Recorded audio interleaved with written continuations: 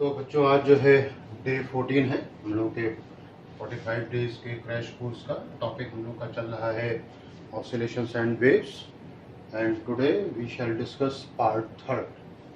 और इसमें जो सबसे पहली बात आ रही है वो है प्रिंसिपल ऑफ सुपरपोजिशन। इसका कहना ये है कि मीडियम में एक से ज़्यादा वेव्स चल सकती हैं बिना एक दूसरे को प्रभावित किए हुए। रेडियो टेलीविज़न इस बात के एविडेंस हैं कि हम एक चैनल लगाते हैं तो ऐसा लगता है जैसे जो है बाकी चैनल जो है ही नहीं, लेकिन सच्चाई ये नहीं है।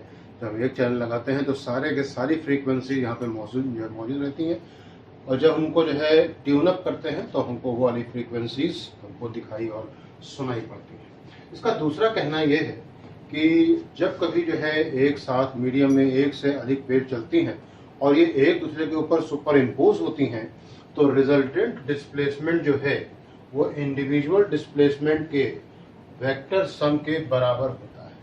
यानी कि कहा जाए ऐसे के साथ कि ये है डिस्प्लेसमेंट y1, ये डिस्प्लेसमेंट है y2, सेम डायरेक्शन में चल रहे हैं, इसलिए y बराबर y1 प्लस y2 हो जाएगा।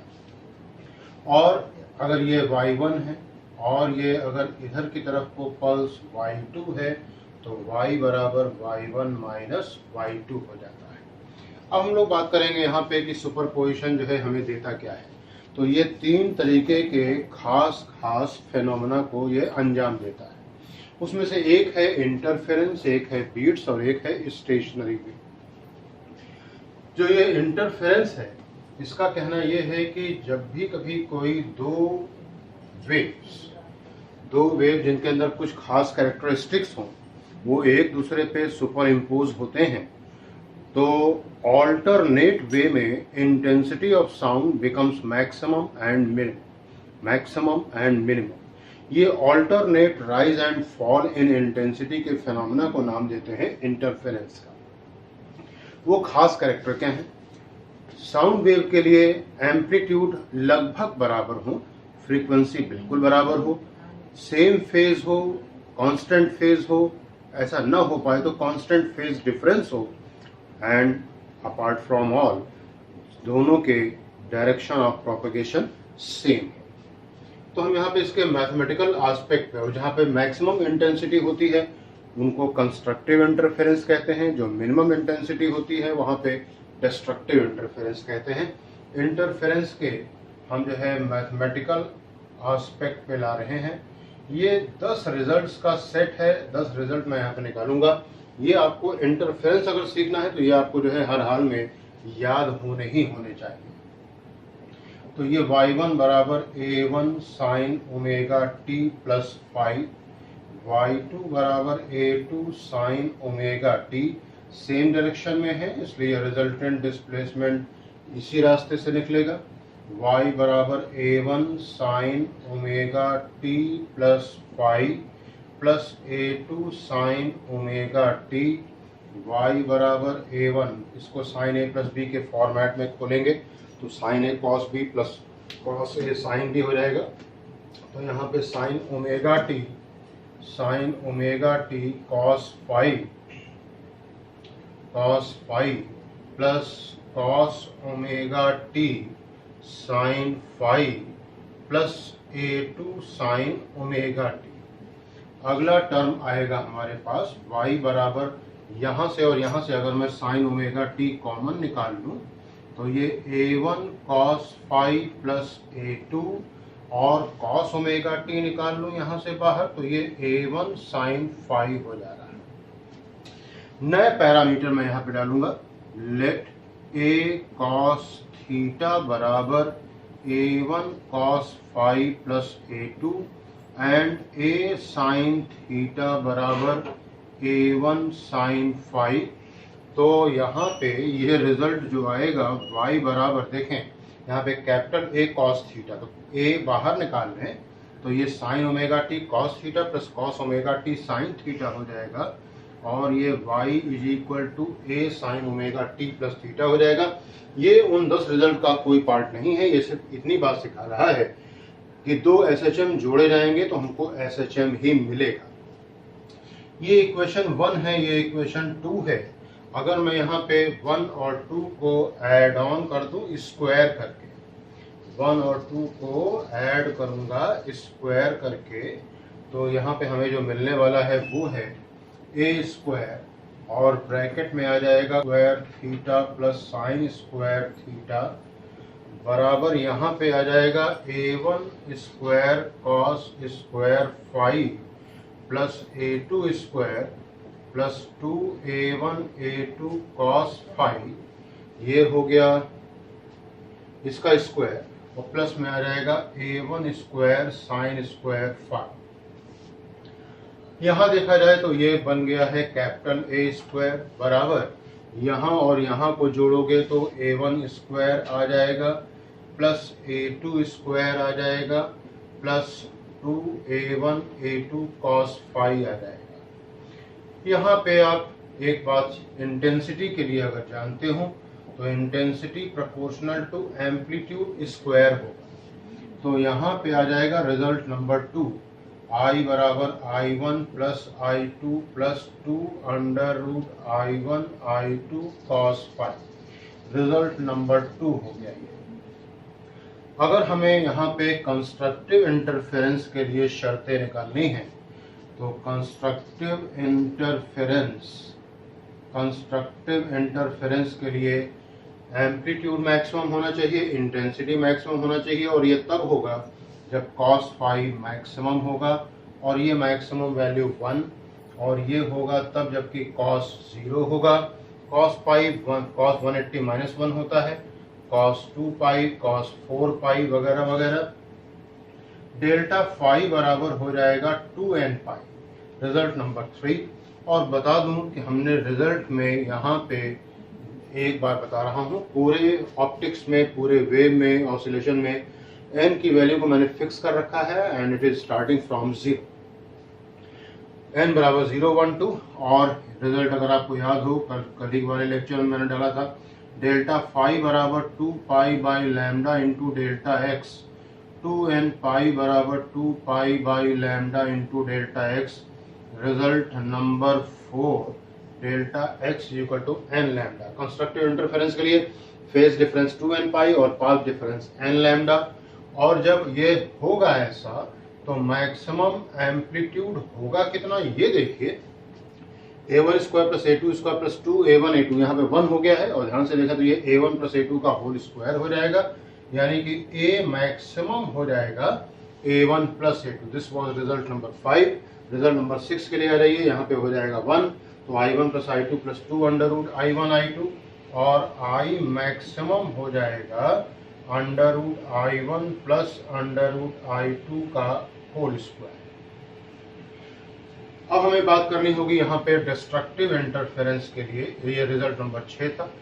डिस्ट्रक्टिव इंटरफेरेंस के लिए यहाँ पे एम्पलीट्यूड और इंटेंसिटी को होना होगा मिनिमम तभी होगा जबकि cos पाई मिनिमम होगा, और cos पाई की वैल्यू हो जाएगी -1, और ये तब होगा जबकि cos पाई होगा 3 पाई होगा, so on and so forth. Delta phi बराबर हो जाएगा 2n प्लस 1 पाई, रिजल्ट नंबर 7। और यहाँ पे डेल्टा फाई बराबर फिर से जब आप रखोगे 2 pi by lambda into delta x, तो 2n प्लस 1 पाई बराबर 2 pi by lambda into delta x, और डेल्टा एक्स बराबर पा जाएंगे आप n plus half lambda. This is the path difference, and result number ये 8 हुआ। और जब यहाँ पे आप रखोगे -1, तो यहाँ पे a1 square plus a2 square minus 2a1 a2 हो जाएगा, और मिनिमम एम्पलीट्यूड के लिए ये a1 माइनस a2 का होल स्क्वायर, यानी कि a मिनिमम हो जाएगा a1 माइनस a2, और मिनिमम इंटेंसिटी हो जाएगी जब आप यहाँ पे रखेंगे -1, तो ये हो जाएगा I1 under root I1 minus under root I2 का होल स्क्वायर। ये हुई बात रिजल्ट नंबर 10, जहाँ पे हमने देखा कि ये एम्पलीट्यूड का जनरल फॉर्मूला, इंटेंसिटी का जनरल फॉर्मूला, कंस्ट्रक्टिव इंटरफेरेंस के लिए चार शर्तें और डिस्ट्रक्टिव के लिए 4 शर्तें। फेज डिफरेंस होना चाहिए 2n पाई कंस्ट्रक्टिव के लिए, path difference n lambda, maximum amplitude a1 plus a2, maximum intensity under root I1 plus under root I2 का होल स्क्वायर। डिस्ट्रक्टिव के लिए phase difference 2n plus 1 pi, path difference n plus half lambda, a minimum a1 minus a2 और i minimum under root i1 minus under root i2 का whole square. हम लोग का जो है बच्चों अगला टॉपिक है बीट्स। बीट्स के लिए कहा जाएगा, कुछ बातें बहुत ध्यान से सुने, कि जब कभी कोई दो वेव मोशन जिनके अंदर कुछ खास कैरेक्टरिस्टिक्स हों एक दूसरे पे सुपर इम्पोज हों तो हमको ऑल्टरनेट वे में इंटेंसिटी मैक्सिमम और मिनिमम मैक्सिमम मिनिमम ऑल्टरनेटली सुनाई पड़ती है। आप कहेंगे आपकी जो है इंटरफेरेंस में भी आपने यही बताया था, बीट्स में भी यही बता रहे हैं। वहां पे जो शर्तें थी मैं एक बार फिर से बोल दूं, एम्पलीट्यूड लगभग बराबर हो, फ्रीक्वेंसी बिल्कुल बराबर हो, सेम डायरेक्शन ऑफ मोशन हो और कांस्टेंट फेज डिफरेंस हो। यहाँ पे थोड़ा सा अंतर समझ लें, एम्पलीट्यूड बिल्कुल बराबर हो, फ्रीक्वेंसी में हल्का सा डिफरेंस हो, कांस्टेंट फेज डिफरेंस हो और सेम डायरेक्शन ऑफ मोशन। अब सवाल अगला है कि आपने कहा था कि फ्रीक्वेंसी में हल्का सा डिफरेंस, ये डिफरेंस कितना होगा? तो इसके लिए आप बात को समझें कि हमारे कानों और आंखों की परसिस्टेंस टाइमिंग जो होती है वो 0.1 सेकेंड होती है। 0.1 सेकेंड यानी कि अगर 1/10 सेकेंड से कम समय लेकर के हमें कोई दो चित्र दिखाए जाएं या हमें कोई दो आवाजें सुनाई जाएं तो हम न उन चित्रों को अलग अलग डिफरेंशिएट कर सकते हैं और न ही आवाजों को अलग अलग डिफरेंशिएट कर सकते हैं। तो ये जो डिफरेंस है दोनों के बीच में वो 10 हर्ट्ज से कम का होना चाहिए, क्योंकि हमारे ये कानों की परसिस्टेंस टाइमिंग है। अगली बात समझें कि लगातार एक राइज और एक फॉल, लगातार एक राइज और एक फॉल हमें देता है एक बीट, और एक सेकंड में जितने बार आवाज राइज कर जाएगी जितने बार फॉल कर जाएगी that is called as beat frequency. हाँ, तो बात कर रहे थे हम लोग कि इंटरफेरेंस में भी वही चीज, बीट्स में भी वही चीज। तो जरा इसके लिए एक अंतर बहुत अच्छे से समझ लें कि इंटरफेरेंस में जो इंटेंसिटी है that is the function of position. यानी कि अगर मुझे इस जगह पे इंटेंसिटी मैक्सिमम सुनाई पड़ रही है और मिनिमम मुझे सुननी है तो मुझे इस जगह से लेफ्ट या राइट जाना होगा। वैसे ही बीट्स में पूछा जाए, बीट्स में इंटेंसिटी फंक्शन होता है टाइम का। अगर हमें यहाँ पे मैक्सिमम सुनाई पड़ रहा है तो हमें कहीं और जाने की जरूरत नहीं है, लेट टाइम पास अवे, यहीं पे हमको मिनिमम इंटेंसिटी भी सुनाई पड़ने वाली है। तो इंटरफेरेंस में इंटेंसिटी फंक्शन हुआ पोजीशन का और बीट्स में इंटेंसिटी फंक्शन हुआ टाइमिंग का। बीट्स का इस्तेमाल अननोन सोर्स का जो है फ्रीक्वेंसी निकाल लेने के लिए, म्यूजिक में इसका बहुत अधिक इस्तेमाल होता है। मैथमेटिकल एस्पेक्ट में मैं आपको यहाँ पे ले आता हूँ इसके लिए। तो y1 बराबर a sin omega 1t, a sin 2 pi n1t। इसी तरह से दूसरी इक्वेशन ये है, सेम डायरेक्शन ऑफ मोशन में है और ये प्रिंसिपल ऑफ सुपरपोजिशन का एक पार्ट है। तो y बराबर y1 प्लस y2 लिखा मैंने, और यहाँ पे sin c plus sin d का फॉर्मूला क्या होता है, 2 sin c plus d by 2 cos c minus d by 2, वो मैंने लगाया। तो ये ऐसा आ गया 2a sin पाई n1 प्लस n2 और cos पाई n1 माइनस n2t। मैंने 2a और इतना पार्ट को मैंने कैपिटल A मान लिया एक रिजल्टेंट एम्पलीट्यूड की तरीके से। तो y बराबर जब यहाँ पे आप सब्स्टिट्यूट करोगे तो पाओगे a sin pi n1 plus n2t। ये हमको सिर्फ इतना दे रहा है कि ये आपने दो SHM जोड़े हैं तो SHM पाया है। एम्पलीट्यूड अगर ये है तो intensity is directly proportional to amplitude square, 4a square cos square pi n1 minus n2t। अगर हमें इसे मैक्सिमम इंटेंसिटी की टाइमिंग निकालनी है तो ये कब होगा, कहेंगे तभी होगा जबकि इतना पार्ट हो जाएगा 1 और वैल्यू हो जाएगी 4a स्क्वायर। तो cos square pi n1 minus n2t की वैल्यू 1 है, तो इसका स्क्वायर रूट प्लस माइनस 1 देगा। और यहाँ पे हमें t बराबर k upon n1 minus n2, जहाँ पे k के बारे में बता चुका हूँ। जनरल नंबर हमेशा हम लोग का रहेगा 0, 1, 2, 3। तो timings for I maximum, timings for I maximum क्या क्या होगा, कहेंगे 0 होगा, के बराबर जो है रखना शुरू कर दिए 0, 1, 2। तो 0 इस पे हो जाएगा इंटेंसिटी मैक्सिमम, और दो लगातार मैक्सिमम के बीच का डिफरेंस कितना है, 1 upon n1 minus n2 second. और इंटेंसिटी मैक्सिमम इन 1 सेकेंड कितने बार हो जाएगी, कहेंगे इसको आप पलट दीजिए n1 माइनस n2 टाइम्स। तो इसका मतलब ये हो गया कि अगर दो सोर्स हैं जिनकी फ्रीक्वेंसी n1 n2 है तो intensity will become maximum in 1 second, how many times, n1 minus n2। और मिनिमम के लिए ये वैल्यू हो जाएगी 0, और यहाँ पे टाइमिंग जो आएगी वो डेल्टा टी जो आएगा वो k plus half n1 minus n2, यानी कि टाइमिंग्स जो है वो कब कब होंगी मिनिमम, ये हो जाएगा 1/k बराबर रखना शुरू कर दीजिए 0, 1, 2, ये वाले टाइम पे इंटेंसिटी मिनिमम हो गई है, और दो लगातार इंटेंसिटी मिनिमम के बीच में इतना गैप है, तो 1 सेकेंड में कितने बार n1 minus n2 times maximum हो गया था, n1 minus n2 times minimum हुआ है, तो बीट फ्रीक्वेंसी हो जाएगी n1 माइनस n2t। अब यहाँ पे इसका जो एस्पेक्ट है निकालने का, अननोन सोर्स की फ्रीक्वेंसी निकालने का, ये सवाल थोड़ा सा कठिन बनता है, लेकिन यहाँ पे अगर आप ध्यान सीखेंगे, जो मेथड बताने जा रहा हूँ वो अगर आप सीखेंगे तो सवाल बहुत जल्दी से निकल आने की भी पॉसिबिलिटी बन जाती है। उसको जरा देख लें। पहले हम यहाँ पे एक सवाल लेते हैं, उसको फिर आपको जो है हम दूसरे अपने जो है शॉर्टकट मेथड से आपको दिखाएंगे। ये हमारे पास एक ट्यूनिंग फॉर्क है, ये दूसरा ट्यूनिंग फॉर्क है, ये नॉन ट्यूनिंग फॉर्क है, ये अननोन ट्यूनिंग फॉर्क है। ट्यूनिंग फॉर्क के बारे में बता दें आपको कि ये ड्यूअल वाइब्रेटिंग सिस्टम होता है। इनके मोशन में, इनके प्रॉन्ग्स में 180 डिग्री का फेज डिफरेंस होता है, और ये बने होते हैं perfectly elastic and rigid material से, और इसके ऊपर टेम्परेचर का, प्रेशर का बहुत ज़्यादा प्रभाव नहीं पड़ता, इसलिए इनको हम स्टैंडर्ड ऑफ फ्रीक्वेंसी भी ट्रीट करते हैं। और ये n inversely proportional to inertia होता है, यानी कि अगर आप जो है इन प्रॉन्ग्स के ऊपर अगर आप वैक्स चढ़ा देंगे तो इनर्शिया आपने बढ़ा दिया है, फ्रीक्वेंसी कम हो जाएगी। इनको अगर आप इरेज कर देंगे, फाइल कर देंगे, बैनिंग कर देंगे, तो इनकी फ्रीक्वेंसी बढ़ जाएगी। और एक बात करेंगे आपसे कि n बराबर d upon l square into v, d upon l square into y upon rho. d diameter of the prong है, l length of the prong है, y Young's modulus, rho density, ये फ्रीक्वेंसी ऑफ ट्यूनिंग फॉर्क का formula है। ये बातें जो मैंने आपको बताई ये ट्यूनिंग फॉर्क की थी। यहाँ पे हमने सवाल लिया हुआ है कि मान लीजिए कहा जाए कि इसकी फ्रीक्वेंसी जो नोन है, इसकी फ्रीक्वेंसी है 200 हर्ट्ज, और ये अननोन है, इसकी फ्रीक्वेंसी हमें निकालनी है। तो कहा गया कि इसको एक साथ जब बजाया गया, इसको आपस में हिट कर दिया गया या रबर पैड पे हिट कर दिया गया, तो मानिए आपकी यहाँ पे बीट्स जो आई हैं वो 3 आई हैं। तो यहाँ पे जो पॉसिबल फ्रीक्वेंसीज हो जाएंगी इस दूसरे वाले सोर्स की, वो क्या होंगी, कहेंगे 200 प्लस माइनस 3, 197, और दूसरा पॉसिबल आंसर हो गया 203। क्या दोनों फ्रीक्वेंसी इसकी हो सकती है, कहेंगे बिल्कुल नहीं, कोई एक ही होगी।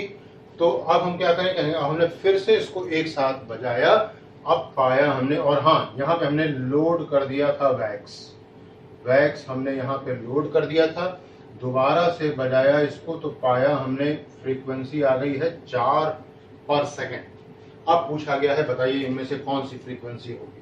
कहेंगे एक बात समझिए, जब आपने इसको जो है नॉन ट्यूनिंग फॉर्क को जब आपने वैक्स किया था, लोड किया था, तो इसकी फ्रीक्वेंसी जब दोबारा जो है 200 नहीं थी, 200 से कम पे बजा था। कहाँ बच सकता है, 199, 198, 197 की ओर जैसे जैसे आप वैक्स लोड करते जाएंगे वैसे वैसे ये फ्रीक्वेंसी घटती जाएगी। अब समझिएगा ध्यान से, इनमें से कोई एक फ्रीक्वेंसी, सेंटेंस बहुत ध्यान सुने, इनमें से कोई एक फ्रीक्वेंसी इन दोनों में से किसी एक के साथ देने वाला है 4 बीट्स।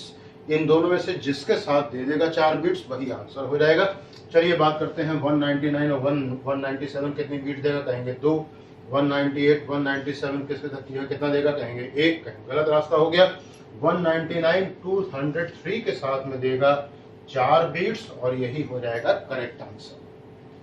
अब इन सवालों को, यहीं पे सवाल हो सकता था क्या, यहाँ पे वैक्स कर सकता था, यहाँ पे इरेज कर सकता था, यहाँ पे इरेज कर सकता था, और यहाँ पे थोड़ा सा सोचने में वक्त तो लगा ही है। इसका मैं आपको एक दूसरा रास्ता बताता हूँ। इससे पहले एक बात ये समझ लें कि जो रिजल्ट नोन के लिए होंगे उसके उल्टे रिजल्ट अननोन के लिए होंगे, जो रिजल्ट वैक्सिंग के लिए होंगे उसके उल्टे रिजल्ट वैनिंग के लिए होंगे, यानी कि इरेजिंग के लिए होंगे। तो ये कहा गया KWD। KWD का मतलब हो गया नोन वैक्स डायरेक्ट। अगर नोन को वैक्स किया गया है तो आंसर निकलेगा डायरेक्टली प्रोपोर्शनल से। डायरेक्टली प्रोपोर्शनल का मतलब हो गया यहाँ पे जो बीट्स का हाल हुआ है वैसा ही आंसर में भी हाल होने वाला है। मतलब और बात ध्यान समझे, अगर यहाँ पे बीट्स बढ़ी हैं तो बढ़ा हुआ आंसर है, और ये घटी हैं तो घटा हुआ आंसर है। ये रिलेशन KWD का है। KWD का है तो जो नोन वैक्स का होगा उसका उल्टा रिजल्ट हो जाएगा, अननोन के लिए अननोन वैक्स इनवर्स हो जाएगा, और यहाँ पे नोन को इरेज कर दें तो इनवर्स हो जाएगा, और अननोन को इरेज कर दें तो ये रिजल्ट डायरेक्ट हो जाएगा। एक बात और बच्चों समझो, कभी कभी कहता है कि हमने सब कुछ किया, बीट फ्रीक्वेंसी बदली ही नहीं, तो ध्यान रखेंगे, सोचने का मन है तो ऐसे सोच लगा सकते हैं, नहीं सोचने का मन है तो रास्ता है आपके पास। अगर ये नोन वैक्स है तो N0 minus x, unknown wax है तो N0 प्लस एक्स, नोन को इरेज किया गया है तो N0 प्लस एक्स, अननोन को इरेज किया गया है तो N0 माइनस एक्स। ये आपके शॉर्टकट हो गए, सोचने का तरीका भी हो गया, ऐसे भी है हो गया, आप जैसे चाहें वैसे इसको कर सकते हैं। अब हम लोग बच्चों एक टॉपिक और देखेंगे, स्टेशनरी वेव, जो कि प्रिंसिपल ऑफ सुपरपोजिशन का एक हिस्सा होता है। यहाँ पे उसको जानने से पहले हम लोग जो है यहाँ पे एक बात समझ लेंगे। एक चीज होती है बाउंडेड मीडियम, एक होता है open medium. Progressive wave open medium में चलती है, अनबाउंडेड मीडियम में, और मीडियम अगर बाउंड हो गया है तो यहाँ पे पैदा हो सकती है स्टेशनरी वेव। और एक बात समझ लीजिएगा, जैसे कि प्रोग्रेसिव वेव जो है ट्रांसवर्स और लॉन्गिट्यूडनल दोनों हो सकती हैं, वैसे ही स्टेशनरी वेव भी दोनों तरीके की हो सकती है।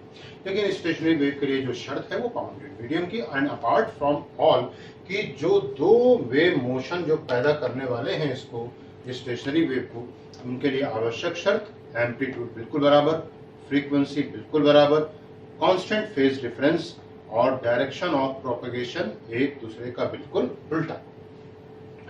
अब जरा बाउंडेड मीडियम के बारे में समझ लें। ऐसा मीडियम जिसकी अपनी जो है डेफिनेट लिमिट्स हैं, और जब एनर्जी एक तरफ से चलती है तो वो कहीं से रिफ्लेक्ट होकर के आएगी। देख सकते हैं आप, फ्री एंड से बाउंड, और ये क्या रिजिड एंड से हमने जो है इक्वेशन निकाली है।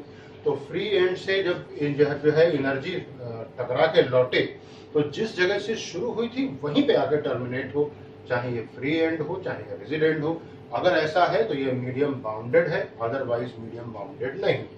तो ये बात आपको सीखनी थी यहाँ पे। अब जरा यहाँ पे इक्वेशन जो हमने बनाई है इनको जरा देखें। फ्री एंड से अगर ये इक्वेशन जा रही है, ये वाली वेव जा रही है पॉजिटिव एक्स एक्सिस पे, ये वाली वेव जा रही है नेगेटिव एक्स एक्सिस पे, और फ्री एंड से है इसलिए सिर्फ इनके डायरेक्शन में ही जो है परिवर्तन हुआ है। y बराबर y1 प्लस y2 है, यहाँ पे रखेंगे जवाब, तो sine c plus sine d फिर से लगाएंगे, तो 2 sine c plus d by 2 cos c minus d by 2।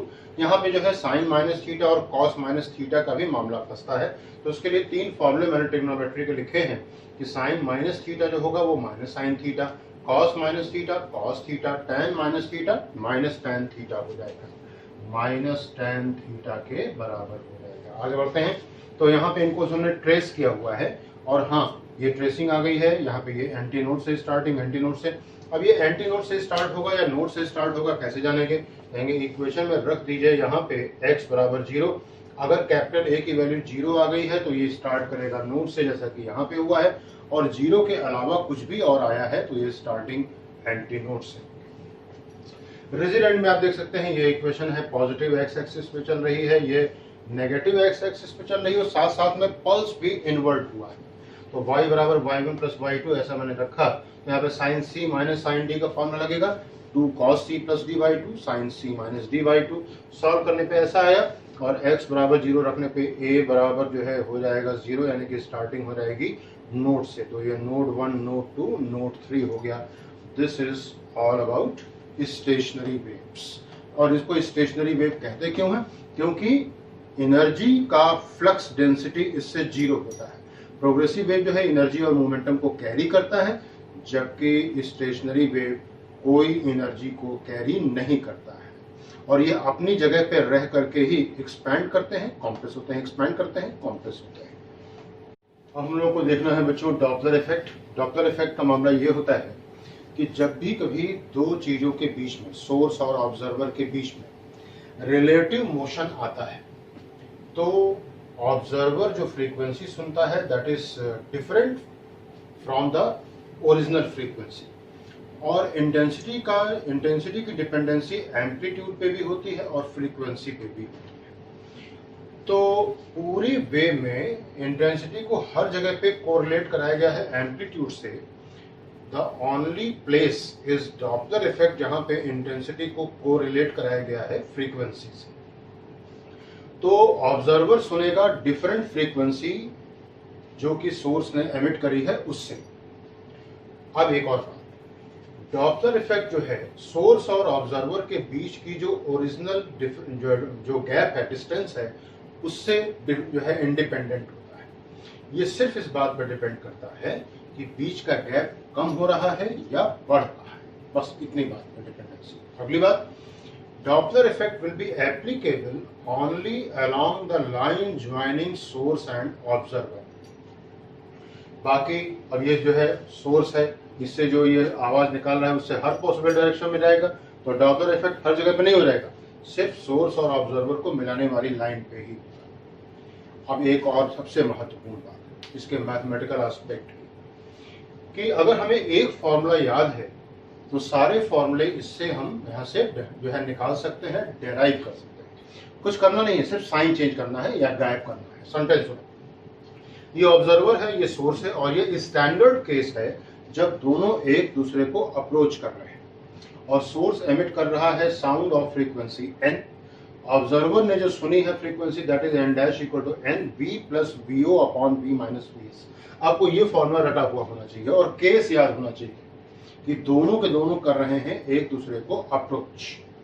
तो ये वाला केस हुआ और ये फॉर्मूला हुआ। अब सेंटेंस ये है कि इन आगे केसेस में जो भी सवाल में रुकेगा वो फॉर्मूले से गायब हो जाएगा। ऑब्जर्वर रुका, ऑब्जर्वर गायब, सोर्स रुका, फॉर्मूले से सोर्स गायब। एक और दूसरी महत्वपूर्ण बात कि ऑब्जर्वर और सोर्स में से दोनों में से जो भी पीठ दिखा के भागेगा उसका साइन चेंज कर दिया जाएगा। अभी दोनों के दोनों एक दूसरे को अप्रोच कर रहे हैं तो ऑब्जर्वर का साइन पॉजिटिव है, सोर्स का साइन नीचे है और नेगेटिव है। अब अगले केस में देखिए, ऑब्जर्वर रेस्ट में आ गए, सोर्स अप्रोच कर रहे हैं, ऑब्जर्वर यहां से गायब ही हो गए। दूसरे केस में ऑब्जर्वर अप्रोच कर रहे हैं, सोर्स रेस्ट में है, यहाँ पे सोर्स ही गायब हो गए फॉर्मूले में से, और दोनों ही एक दूसरे से पीठ दिखा के भाग रहे हैं तो दोनों का साइन चेंज कर दिया गया, v minus vo upon v plus vs।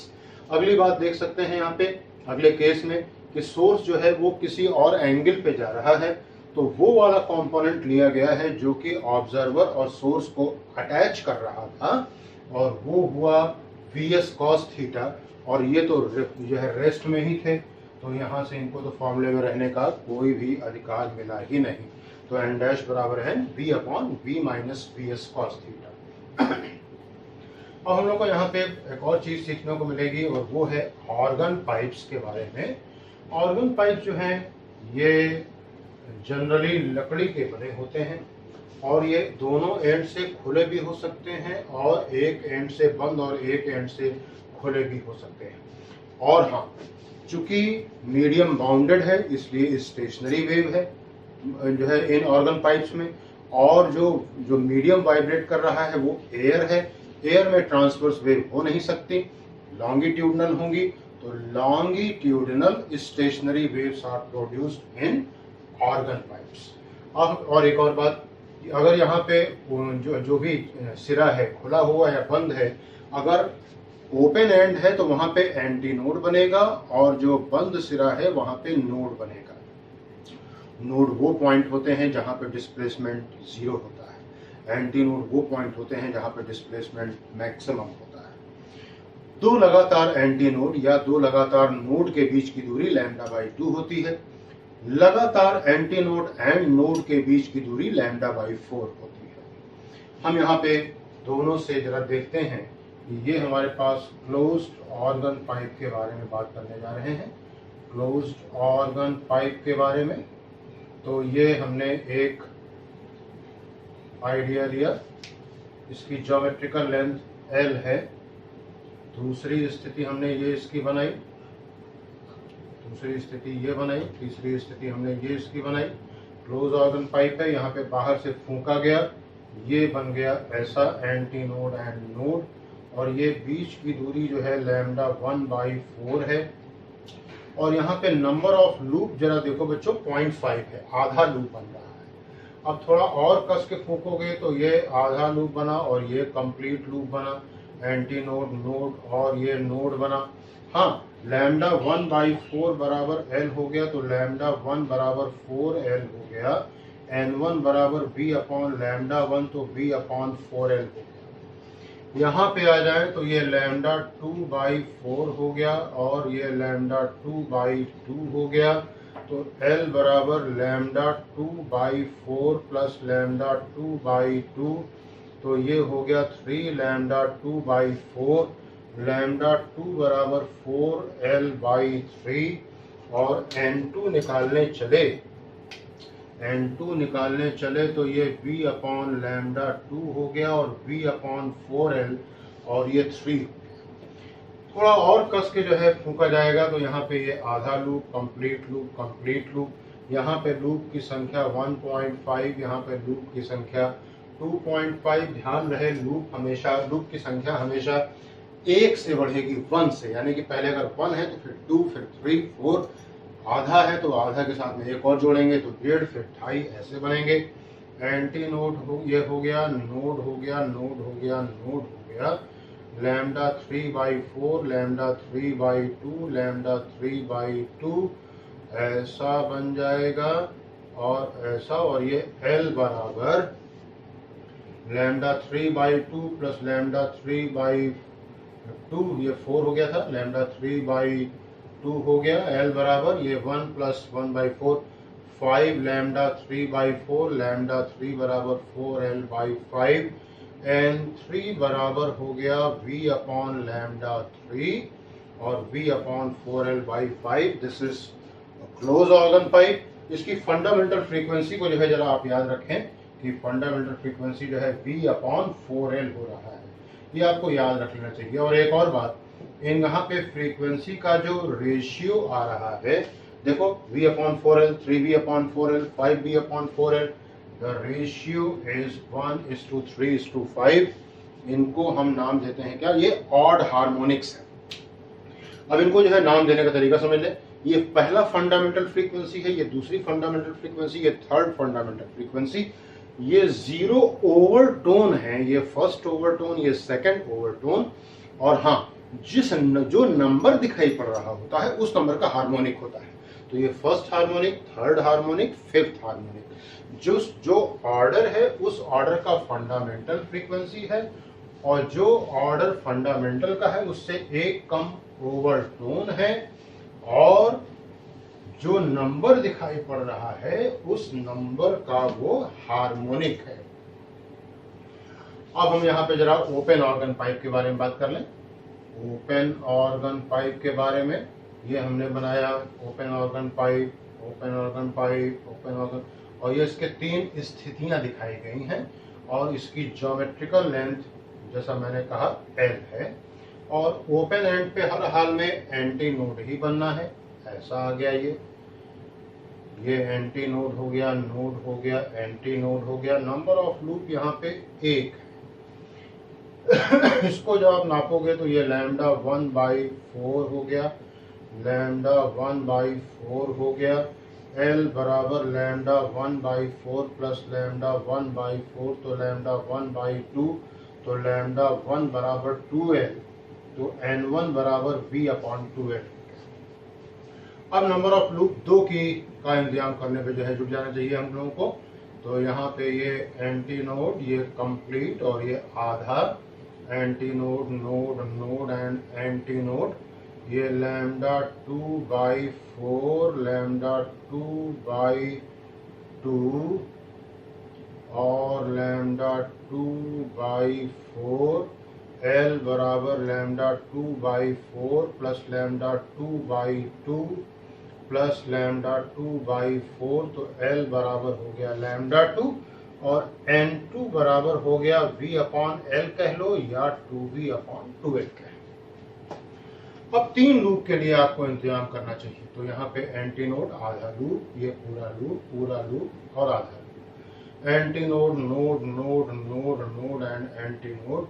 तो लैम्डा 3/4, लैम्डा 3/2, लैम्डा 3/2, लैम्डा 3/4, और जब आप सारा जोड़ोगे तो lambda 3/4 plus lambda 3/2 plus lambda 3/2 plus lambda 3/4, जब ये जोड़ोगे तो ये और ये लैम्डा 3/2 हो जाएगा, और ये 3 लैम्डा 3/2, लैम्डा 3 बराबर 2l/3, और थर्ड फ्रीक्वेंसी जो आ रही है वो हो गया v/2l/3।